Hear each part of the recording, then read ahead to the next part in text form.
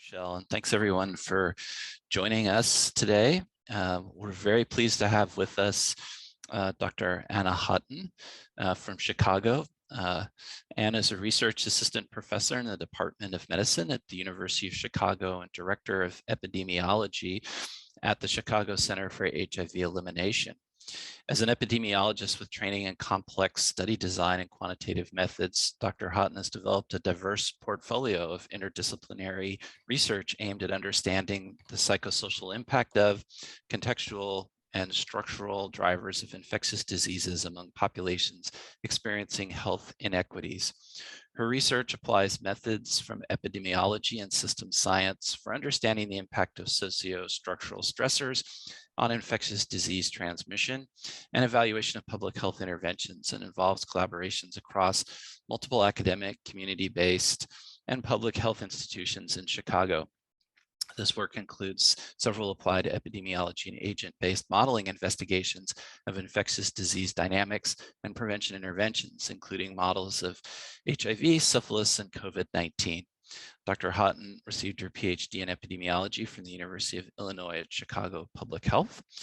So I would, at this point, like to turn it over to Dr. Hotton and also let our audience members know today that this is a bit of a special town hall in the sense that they're usually an hour, but we're going to be available to run up until an hour and a half after the start. So you know, it's going to be, I think, a very comprehensive and full-featured presentation, and Dr. Hotton will let us know at what juncture she would like to take questions today. So without further ado, Anna, please take it away. We're really looking forward to your presentation.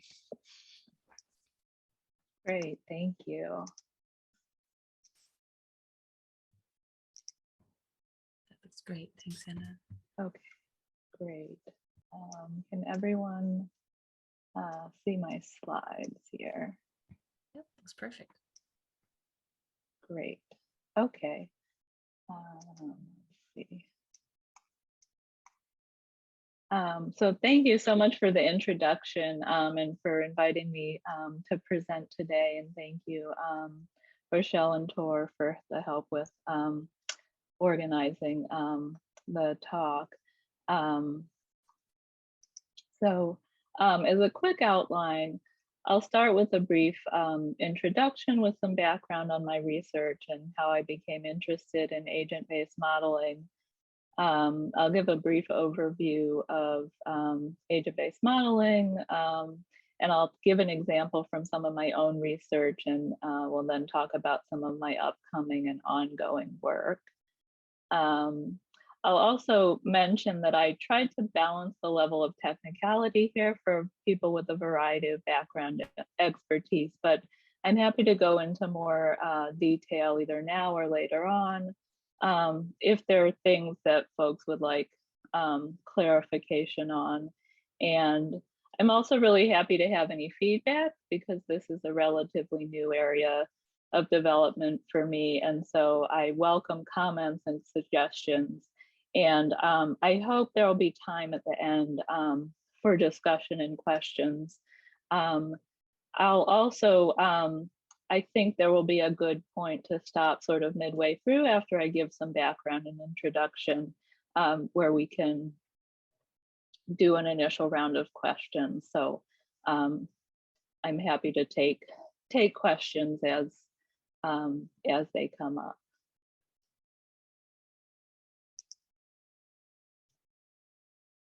So to briefly introduce myself and how I became interested in agent-based modeling in public health, my early research focused on dyadic and network level influences on infectious diseases, mostly in the context of HIV and other sexually transmitted infections. Although many of the concepts that I'll talk about today apply across multiple health outcomes. My research has focused primarily on populations disproportionately affected by HIV and other STIs, including work with sexual and gender minorities and people who use drugs. These populations often overlap and experience multiple adverse health outcomes that are driven by larger social factors that increase vulnerability across multiple conditions. As I continued my career, I became further interested in how social determinants of health impact network dynamics and more proximal factors that lead to HIV transmission. And just to put this in the context of a conceptual framework, folks may be familiar with Bronfenbrenner's ecological systems theory, which is a classic conceptual framework that has guided a lot of the work that I've done. So my research combines methods from epidemiology, the social sciences, and system science to understand the complex relationships between social determinants of health and HIV. And as I'll talk about more, agent-based modeling can bring multiple research frameworks together to model the complex system of HIV. So I'm sure everyone is very familiar with this, but just to give some brief context about the HIV epidemic in Chicago, similar to overall national trends, Chicago has seen declines in HIV over the last several years, but rates of decline have been uneven across racial groups. The greatest declines have been observed among non-Hispanic whites, and the slowest among Blacks. Black sexual and gender minorities and youth in particular have experienced much slower declines in HIV incidence compared to other groups. And HIV in Chicago is concentrated in communities with high rates of poverty and other socioeconomic stressors. Despite relatively high rates of linkage to care, only about 42% of people living with HIV are retained in care, and only about half are virally suppressed, according to recent data from Chicago. So these are well below the target levels that are needed to reduce population level incidence. And there also continue to be racial disparities across the HIV care continuum. So at each level, we see sort of similar degree of disparities. And then similarly for PrEP, there's been lower uptake among Black sexual and gender minorities compared to other groups.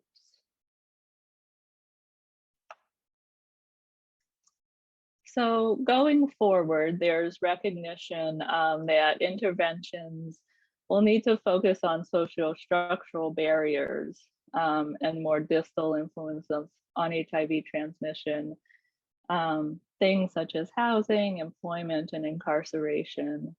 But developing and evaluating such interventions remains a challenge. And so we can think of HIV as a complex system where multiple factors interact at different levels to result in HIV transmission. So there are multiple definitions of complex systems, but basically they're systems or networks made up of numerous components that interact with each other as a complex whole, and often in a nonlinear way. So this is a simplified conceptual model that I've been working with that represents some of the hypothesized pathways by which social determinants of health could impact HIV. And you can see that many of the arrows are bidirectional, and trying to quantify the impact of all these factors on HIV transmission poses a number of methodological challenges, which I'll talk about.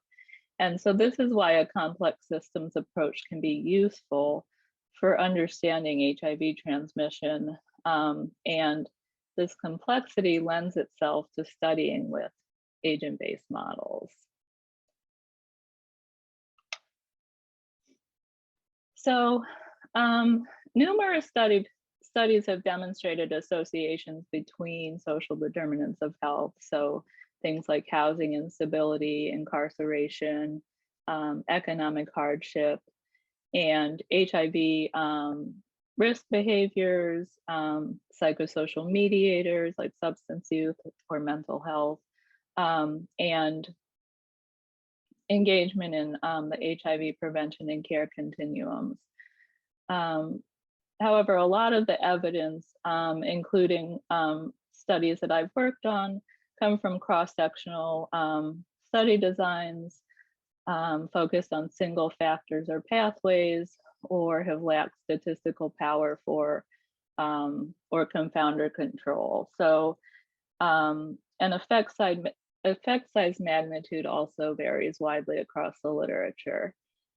And furthermore, many of the relationships are likely cyclical. So for example, housing instability creates employment barriers, which could lead to ongoing lack of resources and reduced ability to obtain stable housing. So there are a lot of interconnected factors at play here. And so interventions would be challenging to conduct in the real world due to a number of logistical and ethical challenges. And so being able to conduct virtual simulation experiments before trying to implement some of these interventions in the real world could be very beneficial.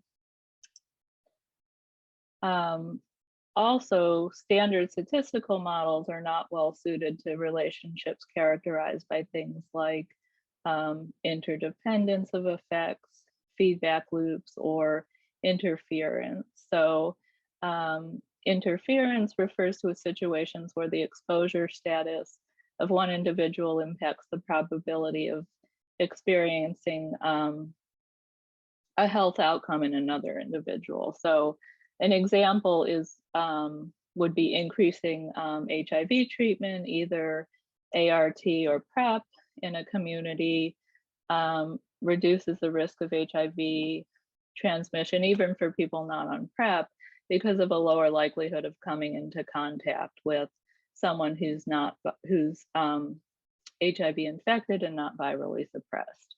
So this type of interference and some of these other factors are assumed to be absent in many standard causal inference frameworks, or are ignored in standard statistical models. And then for rare outcomes, sample size required for sufficient power tend to be prohibitive.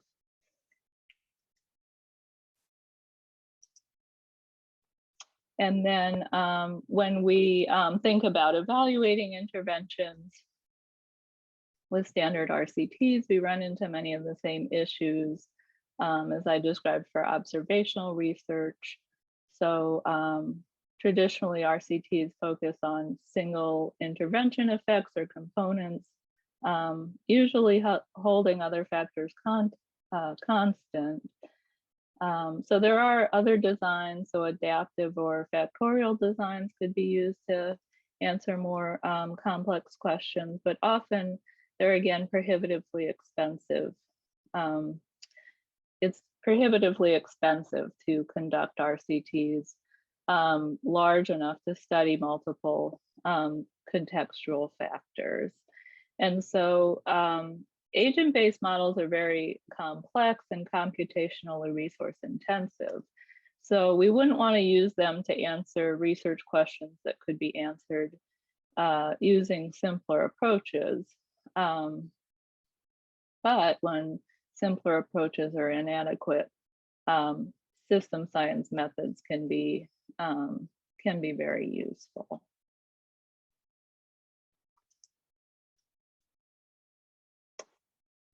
So system science, just to define it, it's an interdisciplinary field that studies complexity of systems in nature, social science, or other disciplines.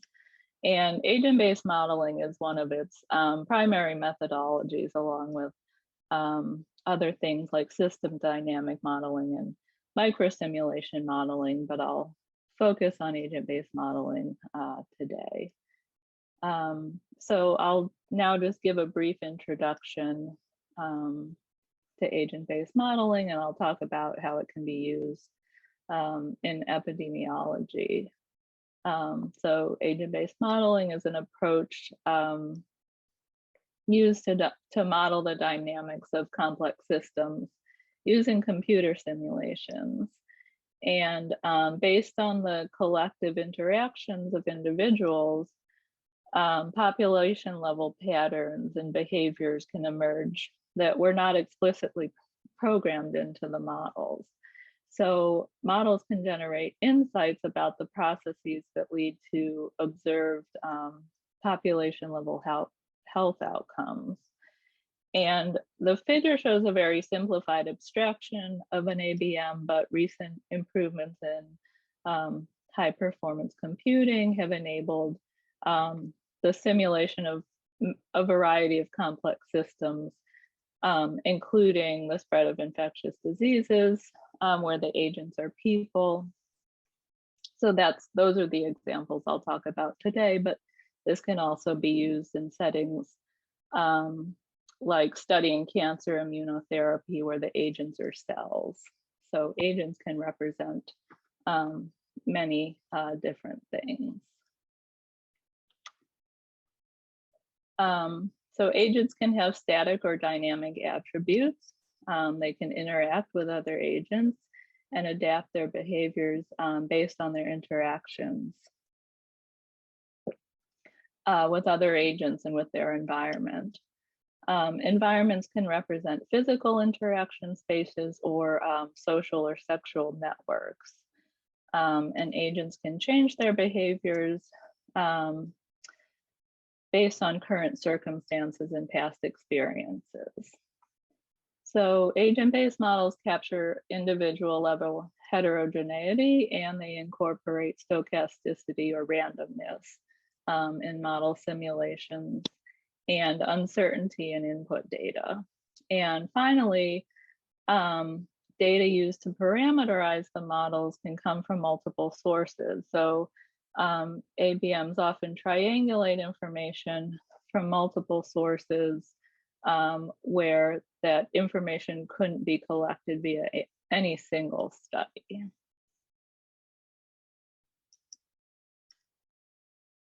So to summarize, agent-based modeling can be used in epidemiology to understand mechanisms by which exposures impact population level health outcomes through the conduct of counterfactual experiments.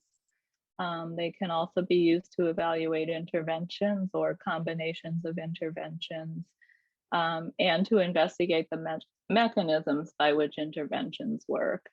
And this can help to streamline the intervention development process as well.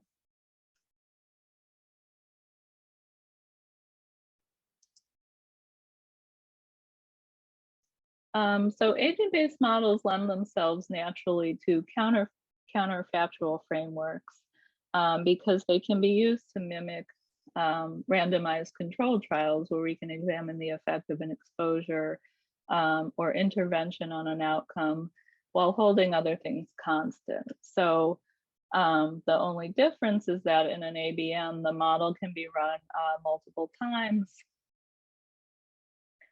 with and without an intervention so that everyone in the population receives both the intervention and the control scenario while everything else is held constant. And then outcomes can be compared between the two scenarios. So exchangeability, which means that the unexposed group would be a good approximation of the disease experience in the exposed group had they not been exposed.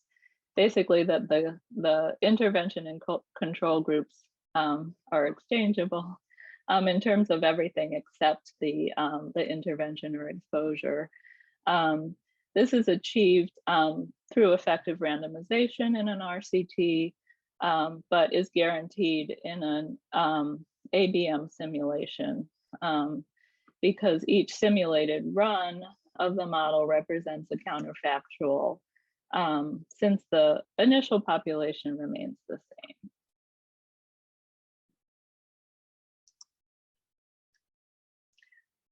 So now I have a few slides just with some basic notation, and I'll just give a high-level overview of sort of how this works in practice. And then I'll follow up with an example and some extensions that I'm working on. So, so for a population of agents, each agent can be given a set of internal traits or characteristics, which are represented by an agent trait matrix, which can be updated at each model time step. And so time steps can represent any unit of time depending on the research question of interest. So time steps could be days or weeks or months, for example. And then analogously, agents can be placed in any set of relevant environmental states at each time step. And the environmental state matrix represents environmental factors that are independent of the location of other agents, as opposed to the impact of spatial proximity, which is also incorporated but is influenced by the agent interaction matrix, such that agents in close proximity to one another are more likely to influence one another. And this is somewhat technical, but I think it's not necessary to understand the big picture. So I'll go through it rather quickly, but I'm happy to pause or go back if folks have questions. So at each time step, agents can interact with a subset of the population that's described by an agent interaction matrix. And this can be symmetric or asymmetric. So and if that just means information or disease can flow one way or bidirectionally, depending on the disease. And so in terms of steps that we take, we start by initializing the ABM by populating the agent trait matrix, the environmental state matrix, and the interaction matrix with values from a priori defined probability distributions and functions. We use random number generators to distribute the traits, environmental states and interactions randomly in the population, conditional on the input parameter rules and probability distributions. So this just means we basically are seeking to create a synthetic agent population that is representative of the target population and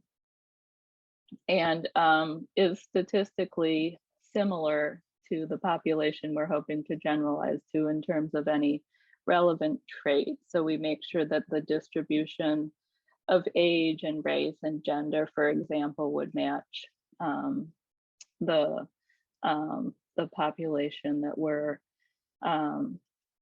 that we mean to generalize to. So in our case, we're looking at sexual and gender minorities in Chicago, but this could be any sort of a population. And then we define a set of rules that govern updating of the agent traits, interaction and movement between environments. These are just coded in the form of functions. And then at each time step, the model is updated based on their previous values the agent's previous values and the rules that are defined in advance by the investigators. And then, so after a given set of time steps and model runs, we can evaluate outcomes, which could include any epidemiologic measure. Usually they're things like disease incidence, prevalence, or mortality. We obtain a vector of outcomes for a given run at a given time step, which is a function of elements in the agent trait matrix, environmental state matrix, and interaction matrix. And we can then compute point estimates and absolute or relative measures of effect for the different scenarios. So there could be said to be a non-null causal effect if the average mean for scenario A is not equal to the average mean for scenario B. And then we also, of course, can compute uncertainty intervals around these estimates. So this is basic for demonstration. The calculation is more complex in scenarios where interference is present, but the idea is the same, and it's possible to quantify the effects that are specifically due to interference. So using this approach, we can vary one exposure or a set of exposures. So agent-based modeling is useful for evaluating combinations, for instance, of interventions or for sets of correlated exposures that aren't necessarily likely to occur in isolation. So we can vary any number of things in the sets of counterfactual runs. Usually we enter one or two or not too many effects at once, so that the interpretation can become challenging, but we can compare just different sets of scenarios through this approach.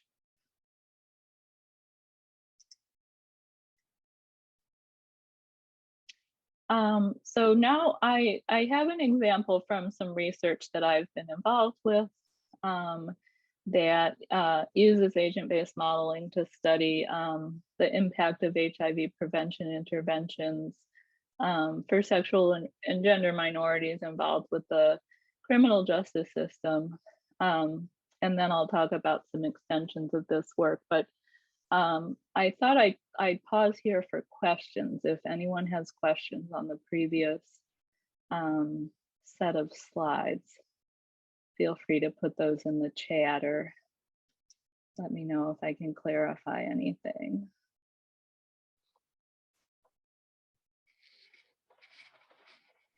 I have a general question about these models. So it allows you to have a lot of parameters whose true values you don't know,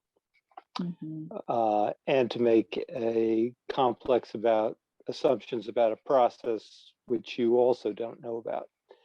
So they can produce answers that say, if this is what's going on, then here are the effects. But how do you ground that in observable data?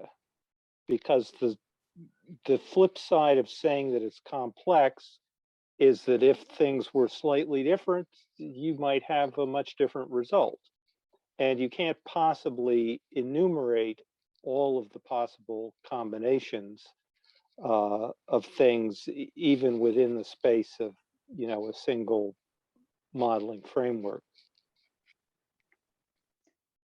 Yeah, thank you. That's a great question, and that's exactly where it gets tricky. So so in terms of the sample sizes for the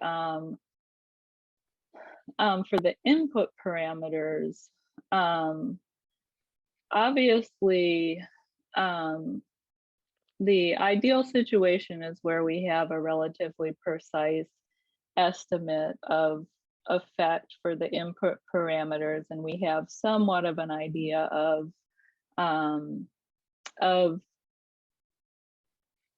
a mechanistic hypothesis, or some at least finite number of sort of testable hypotheses or scenarios, because otherwise it does become just if this then that, but how do you know if this is what you would expect in the real world? And that's a real challenge, which I'll talk about.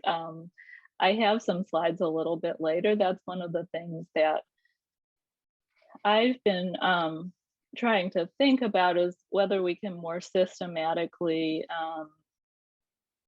conduct sensitivity analysis to evaluate the impact of varying the magnitude of effect sizes or the configuration of a causal mechanism, and how much that would change the model behavior. So we do do a lot of sensitivity analysis. That is one approach to just examine the potential outcomes, not assuming one particular point estimate for an input parameter, but examining a range that you might either compute from existing empirical data or from the literature. Sometimes we can narrow it down in that way because we can see whether the model is sensitive to variations within a range, if that makes sense. It's harder when there is a lot of sensitivity in model behavior. I think that's an open question, and so yeah, it's a good question. I don't know if that fully answers your question. Okay, well, I'll stay tuned for more. Okay, sure. Yeah, I do have. I thought we could discuss some of these issues at the end too. I'd be interested to hear what folks think about it. But we do try as much as we can to use empirical data that we've collected over years with the study population that we're trying to generalize the results to. So wherever possible, having some combination of empirical data and modeling is obviously helpful. Were there any other questions before I go on? Okay, I'll go ahead now. With this example from some of our own work. So just to set this up, Black, sexual, and gender minorities are disproportionately impacted by HIV and criminal justice involvement, which can impact employment and housing opportunities, and access to medical care, and social and sexual network stability. So agent-based models can be used to understand the mechanisms by which CJI impacts HIV transmission, and evaluate the potential impact of interventions that would be particularly challenging to do in the real world with criminal justice in criminal justice settings. So we hypothesize that the mechanisms by which justice involvement impacts HIV transmission are through changes in ART and PrEP care engagement following release from jail, and through the impact of incarceration on the partners of those with CJI due to changes in sexual networks, which could alter the probability of coming into contact with an HIV positive partner. And so then the model can also uncover emergent dynamics resulting from the intersection of CJI related changes in sexual networks and HIV prevention and care continuum engagement. So this is a graphical depiction of the components of the model, which iterates through a number of steps. It incorporates population dynamics or demographics, network dynamics, engagement in PrEP and ART care, and sexual behaviors, including network partnership formation, dissolution dynamics, and collectively these impact HIV transmission. And so this diagram looks linear, but it's actually an iterative process. And so in the center is the jail circulation part of the model, which can impact, it's set up so it can impact network dynamics and engagement in the HIV prevention and care continuum. So agents are assigned various attributes and form network connections that are then broken when they go to jail. And these ties may or may not be reestablished after release. And so together, the impacts on network dynamics and care engagement can have an impact on transmission dynamics.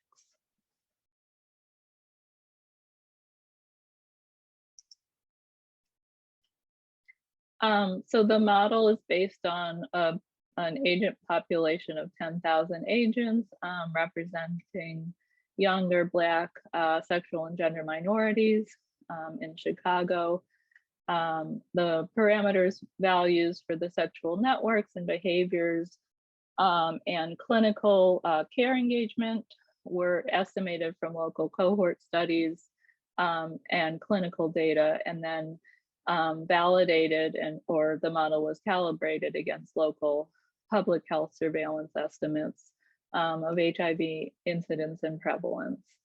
And then we also used estimates of incarceration incidence and prevalence from our local cohort data and from the Cook County Department of Corrections. And the model was developed using the REPASS HPC toolkit. Network dynamics were modeled with exponential random graph models using the StatNet packages in R. And so the outcomes of interest were annualized HIV incidents which were calculated over a span of up to 10 years. And so we conducted experiments to quantify the impact of criminal justice involvement on population level HIV incidence and HIV incidence among justice involved individuals and their networks. And then we also evaluated interventions to reduce the impact of justice involvement on HIV in different subpopulations.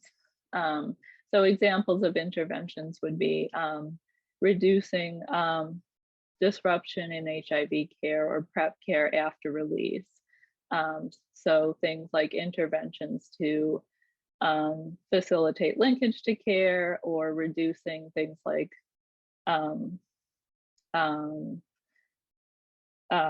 disruption in insurance or housing or employment that might occur as a result of incarceration. And then each scenario was repeated across 30 model runs, and the outcomes are averaged across the runs.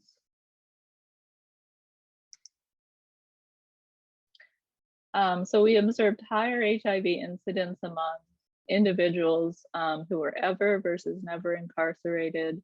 That was consistent with expectations and empirical data. And then we also observed markedly higher HIV incidence among partners of those who were recently released from jail compared to other groups. So pre-incarceration partners represent those who were partnered with an agent at the time of incarceration, and they may or may not have reconnected with those partners after release from jail. And then post-release partners represent partnerships partnerships either that formed during the post-release period or reconnections that happened shortly after the agent was released from jail.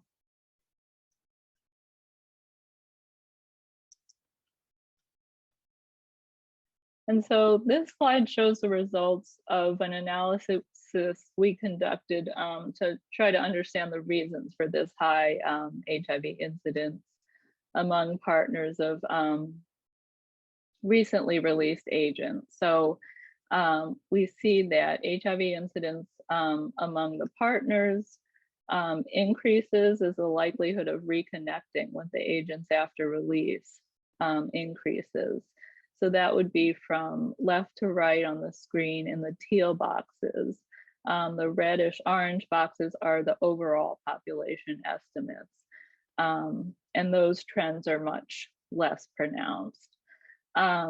We also observe that infectiousness is measured by HIV viral load among HIV positive agents increased following release from incarceration as a result of disruption in their care. So that was sort of a sensitivity analysis. But taken together, these suggest that post-release disruptions in HIV care could lead to increases in HIV in the networks of recently released individuals.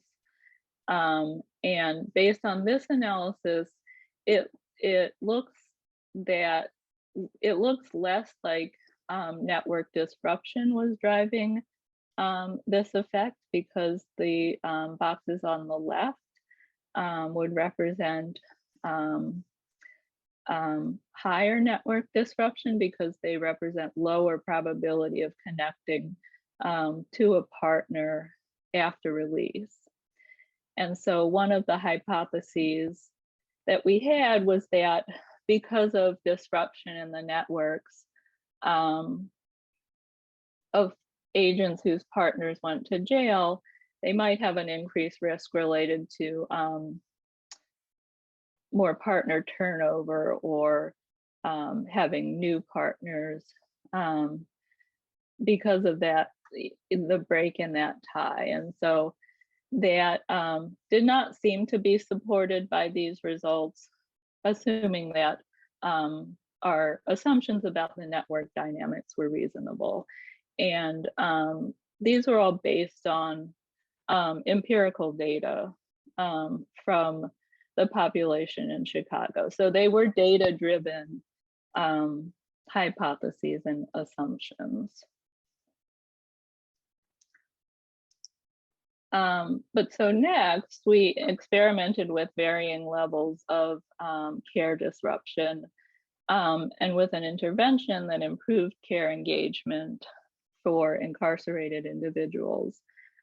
So this figure shows how targeted and sustained HIV care for incarcerated individuals following release reduces HIV in the overall population. So that's the dark blue box on the far left, compared to the green box, second from the left, particularly among the partners of those who were recently released. So again, those are the teal boxes represent the partners. The orange boxes represent the overall population. And so we can see from left to right how the impact on HIV incidence increases with increasing duration of disruption in care, and particularly in the networks of incarcerated individuals. So, so increasing the duration of disruption in care, for example, from 3 months to about 2 years here on the right,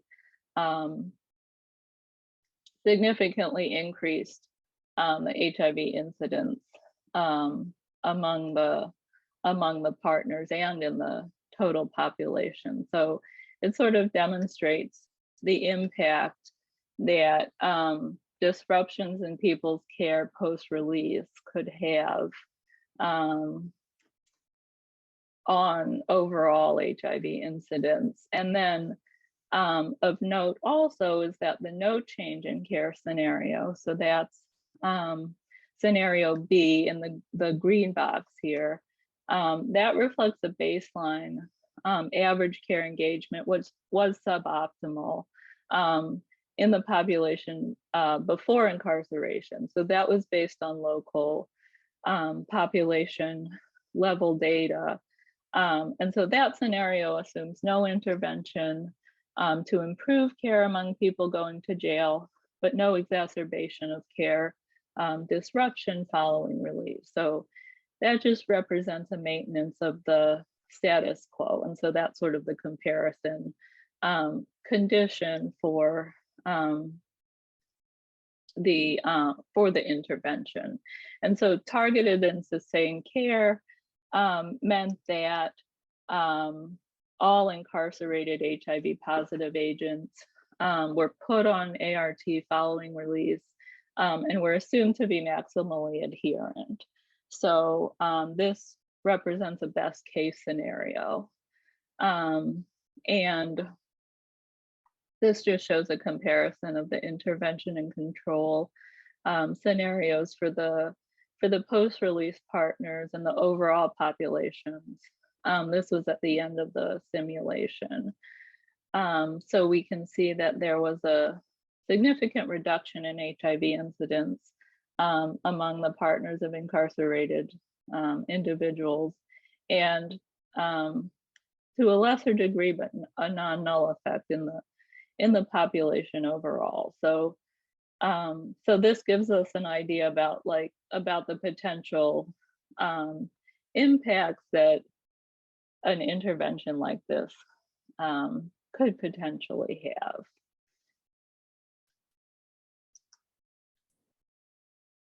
And so, these analyses identified a subgroup who could benefit from targeted PrEP interventions,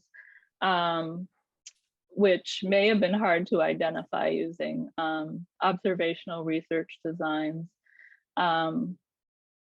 So this type of thing can give ideas about where to target limited public health resources by identifying subgroups at particularly high risk. The results suggest a need for interventions to increase ART and viral suppression among both individuals with HIV positive individuals with CJI and increase PrEP or ART use in their networks. So our next steps, we plan to evaluate the impact of interventions to distribute PrEP to the networks of released individuals. So formally testing the impact of that intervention. And then in the longer term, the goal is to explicitly model interventions to reduce post-release disruption in care by reducing insurance, housing, or employment barriers, as well as reducing recidivism. So these could represent clinical interventions or structural interventions or policies to address any or a combination of these things. And we also plan to test combinations of interventions. These can be applied simultaneously or sequentially. So we can experiment with any sort of set of interventions once we build in the granularity to the agent population to represent these different factors.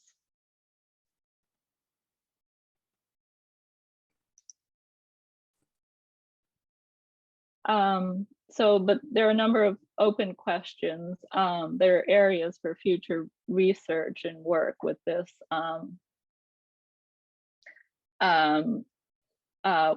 work. So their estimates used as input parameters for agent-based models often have a high level of uncertainty or potential bias. So there's a need for a lot of sensitivity analysis to try to understand the impact of this uncertainty or bias. Sometimes it can be quantified, but it's important to do sensitivity analysis. But it is true that sometimes the model results are dependent on parameter inputs for which the actual magnitude of the effect is just unknown. And so then we have to rely more on theory to guide sort of the selection of parameters or specification of mechanisms. This can also be a good way to identify areas where additional data collection is needed. And this is something I also would like to explore in the future, more combining of collection of perhaps smaller amounts of empirical data with agent-based modeling to sort of try to fill in gaps where a need for additional information becomes obvious. There's also the issue of transportability, which is a question of whether estimates from one population can generalize to another population. There's been a lot of work done on this recently, and it is an important consideration if one is using parameter estimates from the literature. It's important to consider how that could potentially bias the results. And one way around that is to try to use local empirical data as much as possible from a single source. Although, of course, if we had all the data we needed from a single empirical data source, we wouldn't need to do the agent-based modeling necessarily. So it is a balance, but these are important things to keep in mind, and I think to try to better quantify in the future. But one thing we can do is to provide a range of effect estimates as model priors for the agent-based model, and then use computational techniques to refine the estimates. We're doing ongoing work in this area. Our group does a lot of high performance computing work with large scale model exploration techniques, including Bayesian approaches to narrow down the sort of parameter space to try to hone in on parameter sets and areas of the parameter space that are most consistent with the with calibration targets, basically. So these types of sensitivity analysis could be very useful, but they do depend on the availability of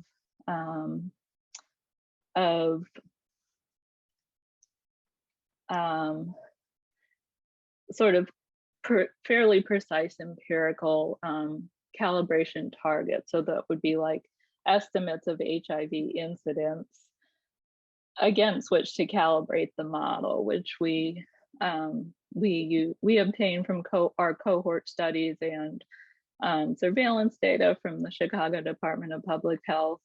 But those are it also creates a challenge when calibration targets are imprecise or unclear. But we can use these approaches to identify variables, at the very least, that have the most impact on model or system behavior. So again, this can be sometimes a combination of sort of testing existing hypotheses and then generating new hypotheses based on the findings. The approaches have been typically used to rule out scenarios that are inconsistent with the empirical data or the model, whereas it's harder to quantify effects or definitively test hypotheses with these models. But there are potentially combinations of applications that we're hoping to explore in the future that might open up new areas with this.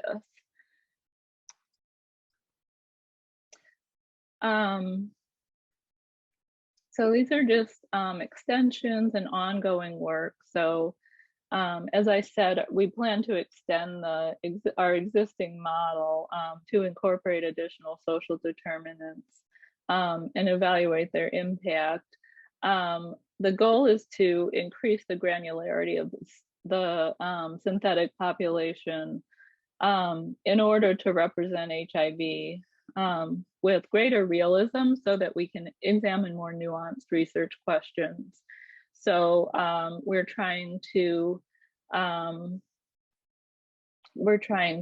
these additional factors like housing and employment, and understand the intersection of those with criminal justice involvement and their interaction. And so the goal is to gradually increase the granularity of the agent population so that we can answer more nuanced research questions. And then the next set I sort of alluded to, but developing methods for evaluating assumptions needed for valid inference with agent-based modeling, potentially combining counterfactual frameworks and high dimensional sensitivity analyses. And the real challenge, of course, is settings where there's incomplete or imprecise empirical data. So I think there are opportunities for additional work here. And then I just wanted to mention G computation, which are a set of methods that can be used to estimate causal effects of time varying exposures in the presence of time varying confounders that are affected by the exposure. And this can also apply to settings where there's feedback. So, and even more recently, extensions have been developed that can address the issue of interference or non-independence between observations. So there's potential to use this approach in combination with agent-based modeling. particularly if longitudinal empirical data are available. These methods could be used to generate causal effect estimates as starting parameters for agent-based models, which could then further be refined using computational approaches. So, so these are areas that are ongoing, and we're looking to develop. I want to acknowledge all my collaborators and funding sources. I really appreciate everyone taking the time today, and welcome feedback, and I'm happy to open it up for any questions.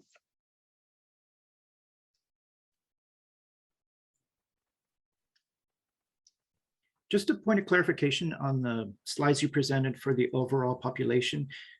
What population does that represent? Is that like the entire population, or?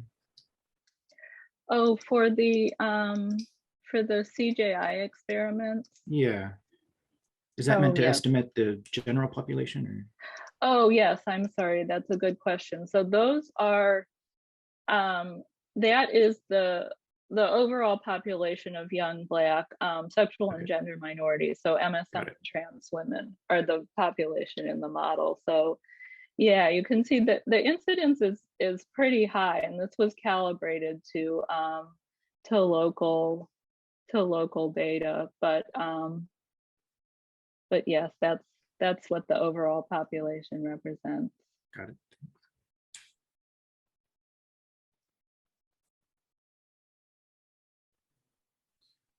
Anna, thank you. This was really a great presentation, very comprehensive and very clear.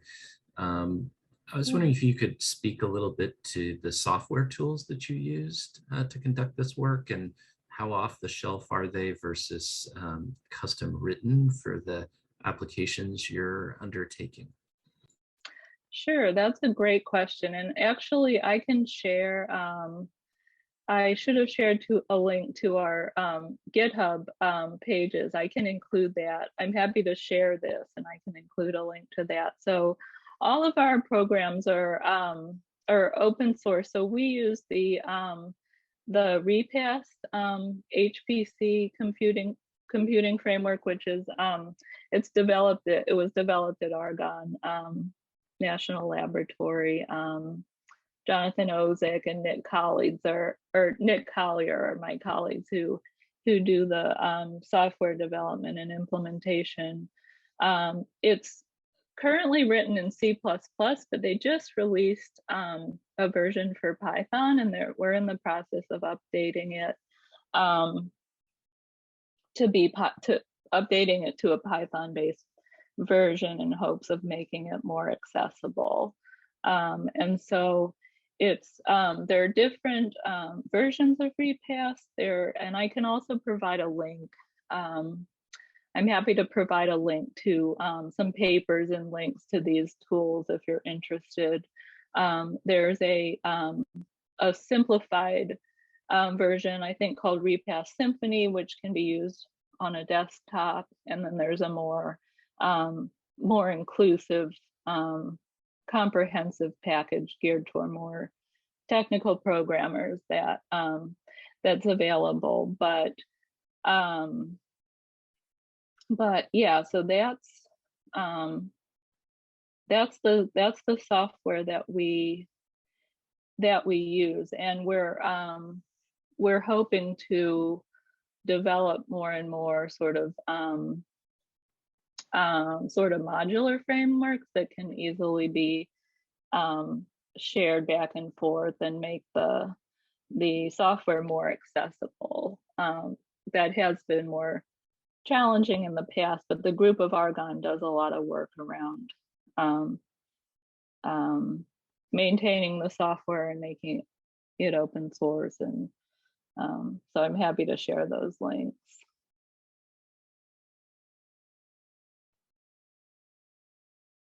Thank you, that'd be great. Sure. This seems like a system that might lend itself well to doing modeling COVID transmission with various, risk mitigation approaches. Have you thought of doing that, or?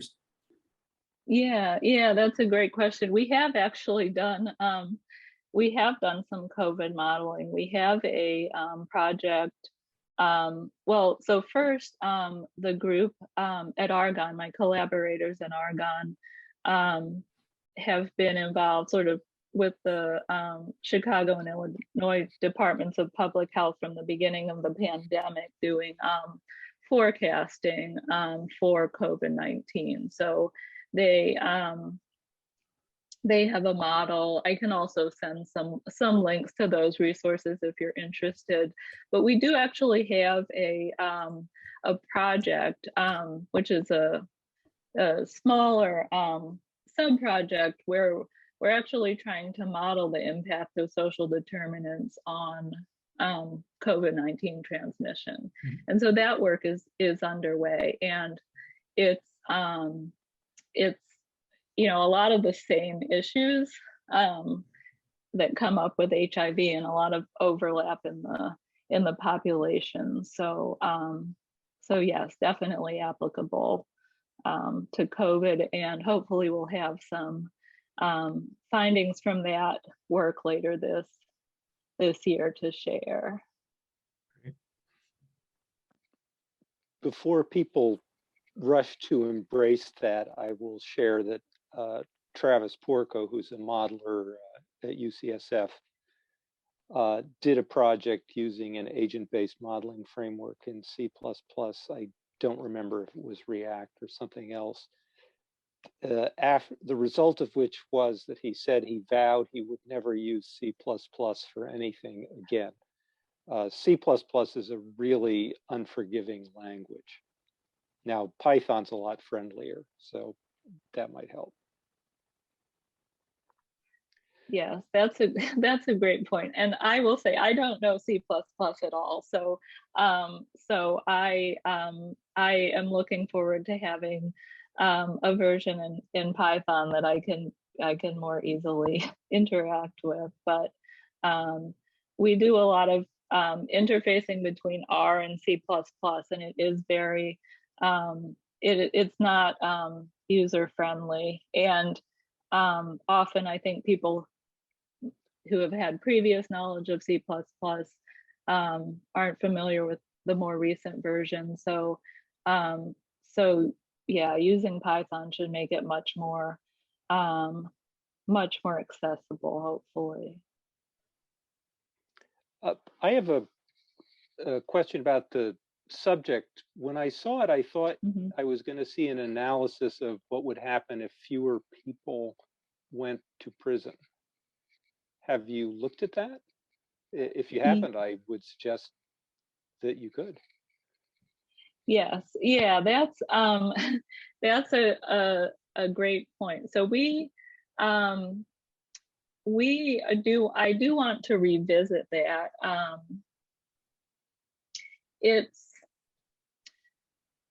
We were focused here just mostly on like clinical sort of interventions, but we do, that's a great point. Like we want to explore more sort of policy level interventions, and certainly changes in laws around drug-related arrests, and changes in policies around arrests would certainly be a good area. I think that's another thing that we'd like to do. And you have a ready counterfactual. You could say, what if the blacks were treated the same as whites?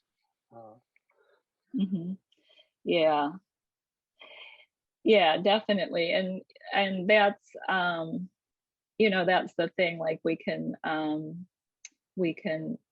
really like kind of quantify some of those differences in relation to health inequities. So definitely, yeah, a great point, and definitely want to do that in this work.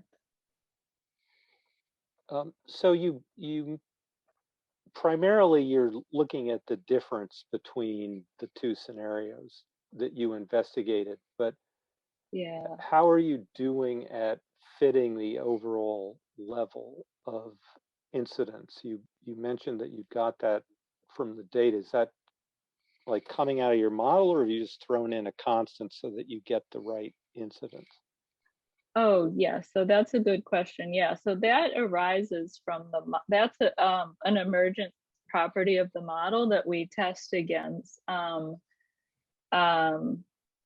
clinical and surveillance data. So this model, so before we ran these experiments, I glossed over this a bit, or yeah, I didn't go into the calibration techniques, but we made sure the model was predicting reasonable estimates for HIV incidence and prevalence and incarceration incidence and prevalence based on the population data before we did these.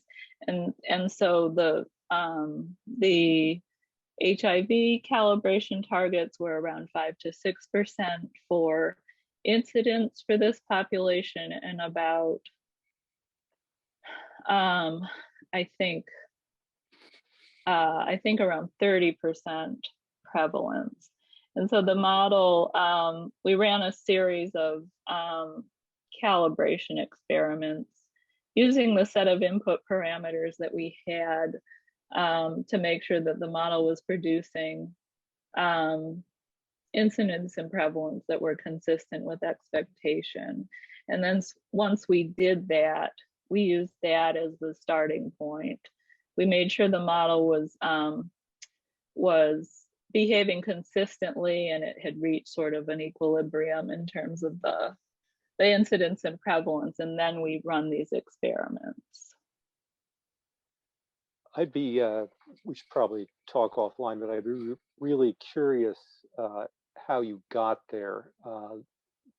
The reason I say that is that the high rates of incidence among African Americans, at least last time I checked, is really one of the mysteries that's out there. And we looked at various ethnic subgroups in LA and got information on their partners. And I thought we were going to solve the problem by saying, well, their partners are more likely to be, you know, Blacks are more likely to have Black partners, Blacks are more likely to have HIV, therefore Blacks end up with higher rates, which might not explain how it started, but it would at least explain what's going on. And that actually, it was true, Blacks had more Black partners and they were more likely to be infected. But when we used, you know, estimates of the probability of transmission, it accounted for some of the difference, but maybe 20% at best. Most of it didn't account for. And actually one alternate reading, it accounted for 0%. So, you know, if you got to matching the incidence by, say, maybe tweaking the probability of infection transmission rate, then it's kind of interesting to know that's one way you can get there. But then the question is there evidence for that in reality? Yeah, that's no, that's a great point. And I'd be happy to talk more. I think we did fine tune a number of the parameter estimates, and including the infectivity parameter. And so I'd have to, I'd actually like to go back and look at the data to give you more, you a more nuanced answer. But we have also been, interestingly, we've been trying to expand this model to include white and Latinx populations so that we can directly compare sort of and look at the trends in how the trends and disparities emerged, and so that is underway now, and we have been we haven't gotten past the calibration stage yet with that, but I'm interested to follow up on that too, and I agree it's a mystery, like what explains that difference. Yeah, it's incredibly aggravating. Well, yeah, it's a serious problem for those yeah, who have it, but it's also just intellectually aggravating. yeah, You know, the most we have is a list of things that people have said might contribute, and some other things that they've decided don't contribute because they aren't even in the right direction. right. Yeah.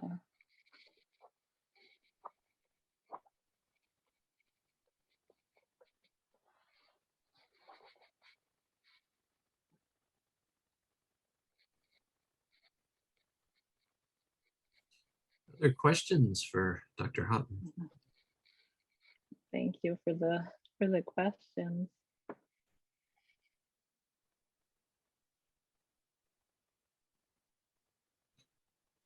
Well, hearing no further questions, I would encourage anyone who's interested in following up with Dr. Hotton to reach out to her directly, as it seems like she's open to further conversations on this really stimulating work. And I really want to thank you again, Anna, for coming today and speaking with us about what you've been up to. And this technique seems like it's really applicable to the complex systems that are at play in HIV, and then of course, as others have suggested, Mike, COVID as well. So I'm really happy to hear that you and your colleagues are doing parallel work to make these techniques more accessible for some of us mere mortals in the computing sphere. So this is great. Thank you so much. So I think we'll go ahead and call this one closed, but we will be posting the video of the presentation up on the CAPS Methods Core website, along with a copy of the slides and any additional resources Anna would like to send to us. Rochelle, did you have any closing remarks as our host? No, just to say thank you so much for this wonderful session. We really appreciate it. And thank you, Rochelle, for organizing us so excellently and ensuring it was a very smooth process, soup to nuts. So thank you. My pleasure. Yeah, thank you so much. And I'm happy to share slides and additional resources, and do feel free to reach out to me if anyone has follow-up questions.